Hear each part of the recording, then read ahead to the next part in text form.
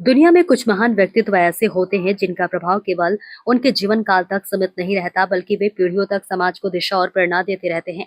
आपको बता दें, बाबूजी श्री ओम प्रकाश जिंदल जी ऐसे ही युग दृष्टा, कर्मयोगी और जननायक थे जिन्होंने अपने जीवन को समाज सेवा, न्याय और मानवीय संवेदनाओं के लिए समर्पित किया।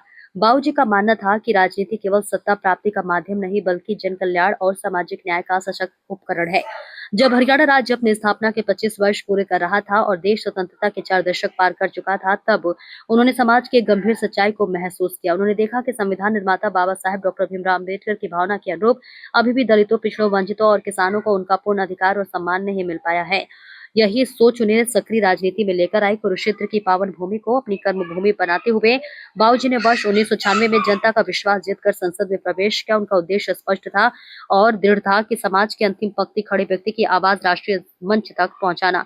बाबूजी केवल एक सफल उद्योगपति या कुशल राजनेता ही नहीं थे, बल्कि वे एक संवेदनशील समाज सुधारक भी थे। कुरुक्षेत्र संसदीय क्षेत्र में उनका जनसंपर्क और जनसेवा का तरीका अद्वितीय था। उन्होंने कुरुक्षेत्र लोकसभा क्षेत्र के लगभग 967 गांव का दौरा कर ग्रामीण समाज की आवश्यकताओं को गहराई से समझा।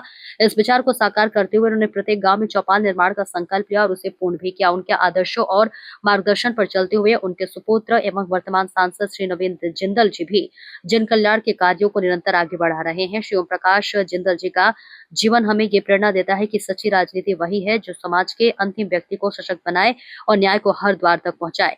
उनका जीवन, उनका संघर्ष और उनकी सेवा भावना आज भी हम सभी के लिए एक प्रकाश स्तंभ के समान है।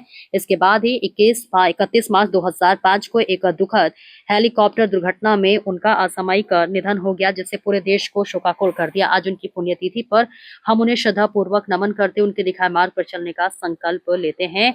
बाबूजी को शत शत नमन। देखिए काजल वालिया की रिपोर्ट।